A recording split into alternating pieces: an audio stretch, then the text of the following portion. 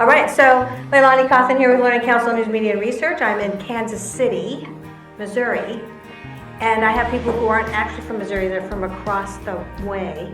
So let's just introduce everybody, okay? So first of all, I have with me Dr. Katie Lawson, who's the Executive Director of Special Programs from North Kansas City School District. Okay, good. Now, is that in Missouri? It is in Missouri. Okay. Yes, we're in Missouri. We are just a suburb of Kansas City, Missouri. Okay, good. All right, and then I have with me Dr. Judith Campbell, who's the Deputy Superintendent of Kansas City, Kansas Public Schools. That is correct. We are on the Kansas side, and what divides us is the bridge and state line. Okay.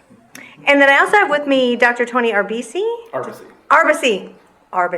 I'll try to remember that. Director of Technology, Belton School District, number 124. Correct. Good. And you're a part of Greater Kansas City as well, the southern side. Okay, good.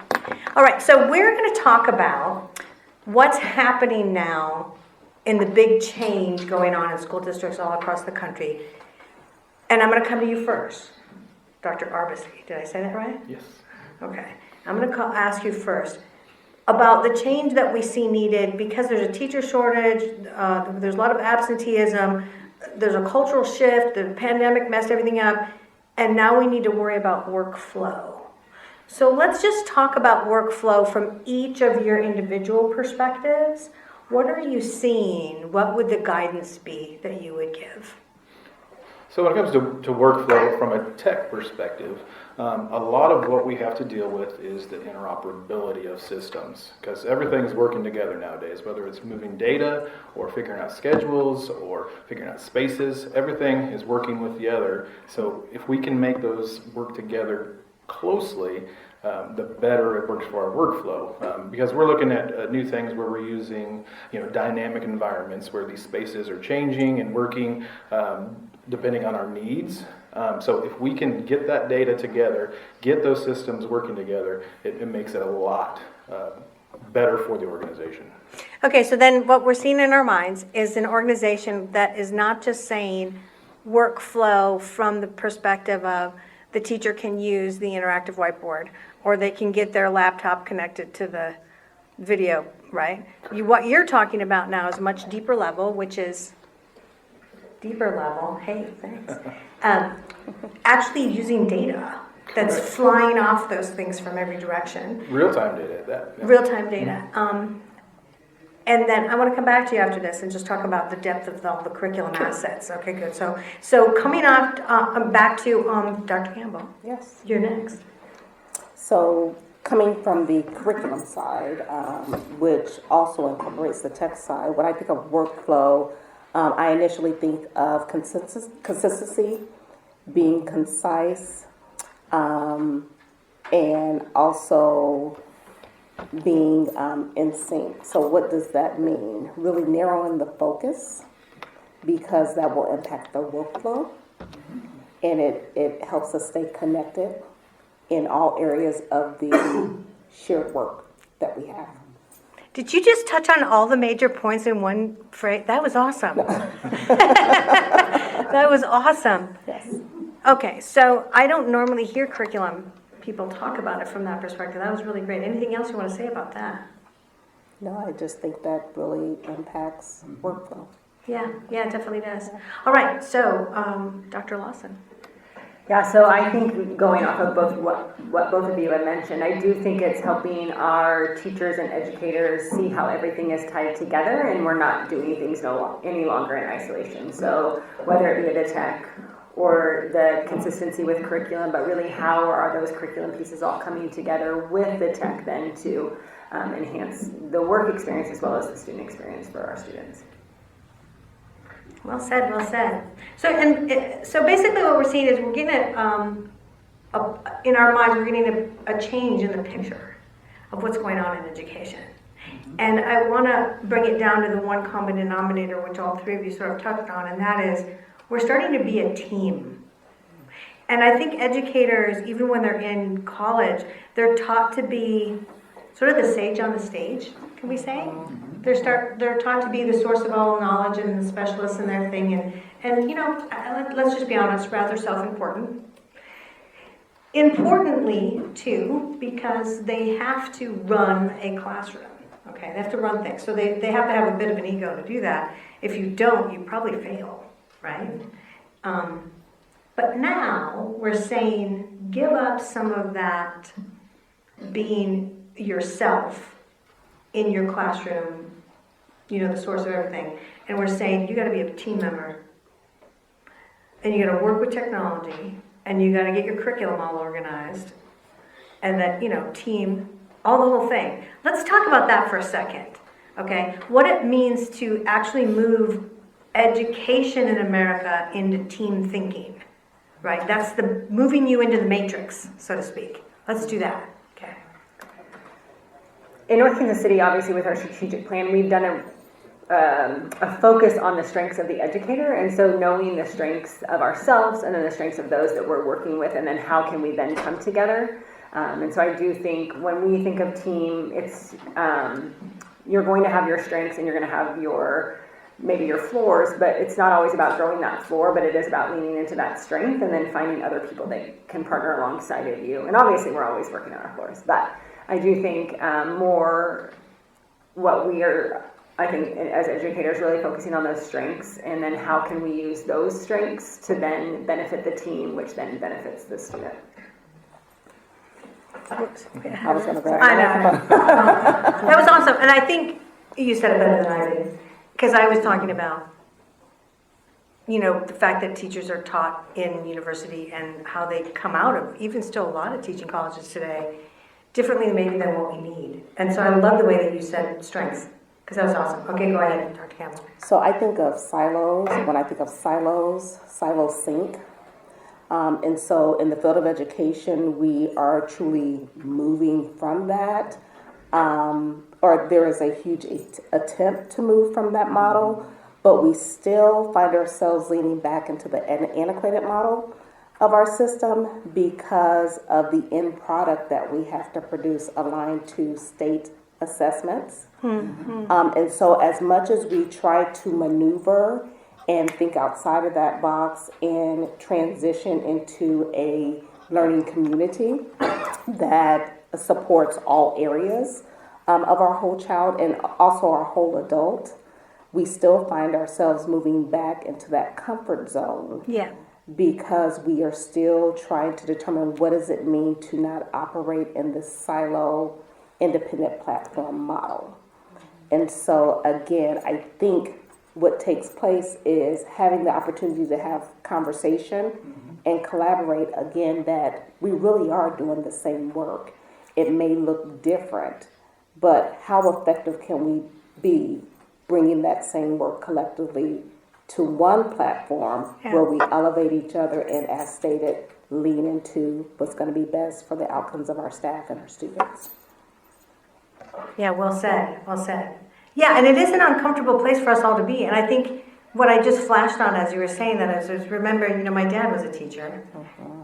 And I actually think that it was a lot easier back in the day. It was a lot easier to run schools. It was a lot easier to teach.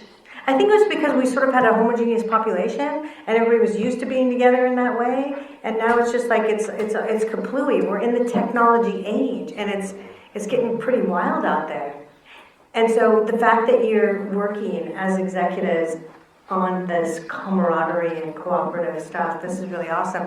I'm hoping that everyone's doing it across the country. Okay, so Dr. Arbisi. So I love the idea behind team, and I love the what is that called, where you use the letters together, everybody achieves more. And the idea of some of these concepts we talk about here is how we maximize what we're doing, or we're using effective ways of doing things. And with that, we have to collaborate on that. And when it comes with collaboration or integration with systems, it becomes difficult, and I think that's why a lot of people are averse to it, because it's not as easy as just staying in your silo. You don't have to worry about these other people. You don't have to worry about special programs. You don't have to worry about curriculum. All these different things that have to work together to do this unified system, or be real flexible and that type of stuff. It takes work. Okay, so we just pause for a second there because I have an SD card problem. Okay. Yeah, we're okay. This edits, like my videographer will edit a lot of this.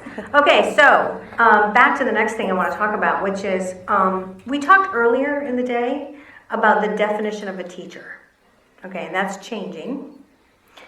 And 40%, according to our research, are seeing themselves more as guides and helpers to extant curriculum maps, maybe courseware, versus the sage on a stage, source of all knowledge, sort of way that we were originally taught to be teachers, okay? This is a cultural shift. It's also a reaction to how society basically is, using the internet all the time, constantly right now. But there was a disconnect in the data between the administrations and what the teachers thought. Like, administrations were more old-fashioned in their definition than teachers, who were already reacting and moving in the direction of being more the guide sort of a thing. So I would like to hear your viewpoint of that, and pretty much what your thoughts are about where it's going to go in the future, and if not that, how you might want to go about trying to get people on the same page. Like, let's all have the same definition kind of a thing. All right, Dr. Lawson. So this is the first time I heard that data today, but I do wonder if that goes to, when you said it's a shift, I wonder, and not having dug into the data too much, I wonder if teachers being in that space understand that they can't be the smartest person in that room, right? They're competing with things that are far smarter than any human.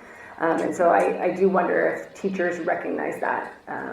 I also think as our world shifts, those that continue to find success in leadership and growth are recognizing that it is the room that's the smartest, and it takes everyone working together. So if our teachers' data is stronger, I say that they've got it figured out. And so it's our hope that we can continue to find ways where teachers can feel empowered to facilitate that learning. Because that's the true art of teaching. We learn a lot of science in school about teaching, but to truly be the facilitator, it's an artwork, and it takes practice, and it takes failing, and it takes a safe, connected community where someone's able to thrive in that environment. Yeah. Dr. Campbell. Yes, so it leads me to a quote that I recently heard as it relates to outcomes. 5% is the outcome. 95% is being prepared, practicing those components. And what I would love to see how we begin to redefine what a teacher is. For one, a teacher is everyone that is in that environment and in that setting. Everyone is identified as a teacher. Additionally, when we look at teachers, they should be facilitators and referees. Oh, I like that. Nice. So, and it's just stated, you lead into how important it is to be a facilitator, but how much better will it be? And I'm going to move over to the football component. You do not see the coaches out there running the plays. They are refereeing, or you have referees that are telling you where you may have made a mistake, or, hey, you're headed in the right direction. So it's part of being that facilitator. That coach is on the side facilitating because they spent 95% preparing and practicing for that 5% outcome that they're doing on that field. So when I envision what the new definition of teaching looks like, that is something that I want to see. Well, Dr. Campbell, I'm totally going to steal that analogy. Plus, it's a sports analogy. How fun is that? Well, this is really an excellent viewpoint, and I couldn't agree with you more. And I almost feel like, why didn't we get this 100 years ago almost? Like, what were we even thinking back in the day? Interesting. Very, very good. All right, Dr. Arbisi. So one thought I had is whenever you define something, you define this teaching role, you empower it.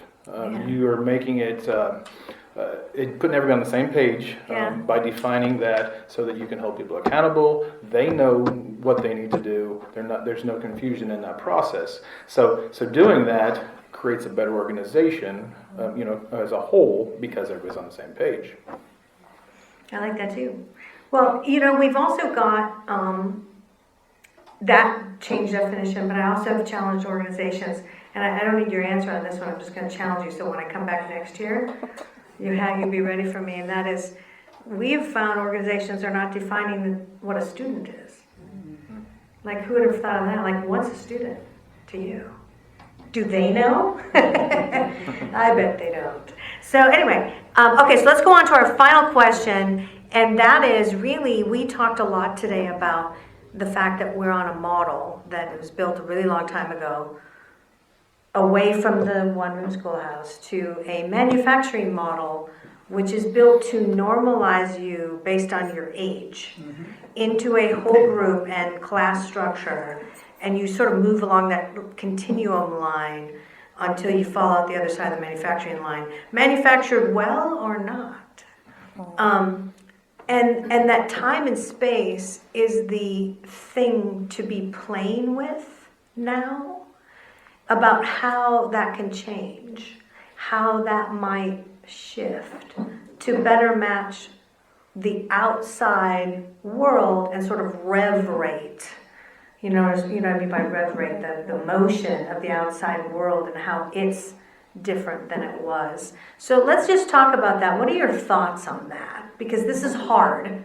This is not like I'm saying, let's talk about like this piece of technology is cool, or this nifty new curriculum is awesome, and this program for STEM or something like that. I'm talking about like something that is deep and meaningful. So what are your thoughts, Dr. Larson? Yeah, that's a big question. I have a high schooler. I have 3 kids and one is still in high school. And I think if you drive into a high school parking lot, you'll see that some places are starting to figure that out. Like, there's not a time you go to the high school where students aren't coming and going, and then you wonder where are they coming and going to. That wasn't our experience. So I do think people are working towards figuring out what time and space can look like. And I would say we're probably we're moving more quickly at the secondary level with that. For lots of reasons, and as an early educator, I recognize that we meet the basic need for some families, and so whether we look at time and space, it's maybe also what we're doing within that time and space. I think that's really important for us to recognize. So I'm excited about where that's going to go. I'm excited about that for a child that's not yet graduated. I think even within the next few years, his experience will be different than what mine was. And I also think it's an awesome challenge for us in terms of looking at that at that K-12 level, in terms of how can we also make sure that time and space is not so restrictive, even for some of our younger learners. Yeah. So for me, change is happening. Change will continue to happen no matter how much we try to resist it. Yeah. What comes into our schools is what's in our community. We are evolving. Technology is here. It is it. We talked about the artificial intelligence. We spent quite a bit of time on that topic today. It is here. So as educators in our system, how do we embrace it? How do we build the skill, knowledge, and capacity to move forward with it? But what I really think a critical piece and what's really essential is how do we include our students' voice and the way that we are moving things. See, when we talk about silos, we forgot to say that we leave our kids out also, and not just each other out when we're doing this work. And so the most critical person for me are our students, and them having the opportunity to share based upon the world that they live in. What does that now look like for their educational structures? Well, Judith, you just took that a whole nother level for me then. Now I got to have the whole dimension of students. I'm building this matrix in my mind, and I'm like, now there's another level. I like that. All right, Dr. Arbisi. A thought I had related to this is how we live in this digital world and how we live in an on-demand world. Everything's at our fingertips. We choose when we do stuff. And moving into education, we've been trying to do this with personalized learning and all this type of stuff, but our technology's been lacking. I mean, it's been years that we've talked about this. But now, we have different technologies in place with this interoperability, the AI, and all this stuff that we can make this type of stuff happen. Obviously, there's hurdles, with whether it's seat time or something like that in some places. But because kids today, they've lived in this on-demand world. Yes. They don't know anything different. So we've got to move to what their understanding is, what engages them, what makes them move forward. What we can do to change ourselves, which is difficult because we came from a different world. Education was a lot different back when I went to school than it is now, and then what it will be a few years from now. So that's what the concept that kind of came to me, is that on-demand thinking. Yeah, I like the fact that you couched it that way, on demand.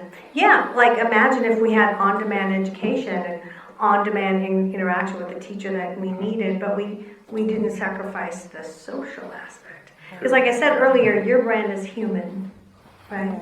And it's that thing that I think in our hearts where we don't want to give up. Right. We don't want to give up the human thing. How do we do this better in a different structure that maybe leverages it even more? That's the question. So it's like not a small task. Let's go to this last thing, and then I'll let you guys answer, ask any quick questions you want to ask. But the last thing I want to ask you is, from your position, what do you think needs to be thought about or considered in the next year and into 2024? If you were sort of speaking to the whole country, like, remember to do this kind of a thing, what do you think? I hate to steal yours, Dr. Campbell, but I think Dr. Campbell brought up a really good point about the students that we're serving. And so I think the one thing that we can't forget is the purpose and the reason that we're all here. And I do think it might look different in different communities. It might look different in different neighborhoods within the same community. And so at the end of the day, the one thing we can't forget is the students that we're serving. Thank you. Thank you for that. Dr. Campbell? The one word I think of is empower, and empower at all levels. And that goes all the way from our families, our community members, our district level administration, building level, teachers, students. I believe that's what I want to see, empowering at all levels. Nice. All right. Dr. Arbisi? I would say collaboration and communication, and focusing on that to meet those goals of empowering and thinking of our student, putting our student first. That's something we do in Belton. We always have a conversation, and we'll come back to that, and then we decide what's best for students. A lot of times it's harder for technology or it's harder for somebody else, but be guided by what's best for students, and that's what we got to think about. All right, so any last questions from the back of the room? How about you guys way back there? Woohoo! I think they're ready to go. You guys doing good? Okay then, let's thank them for being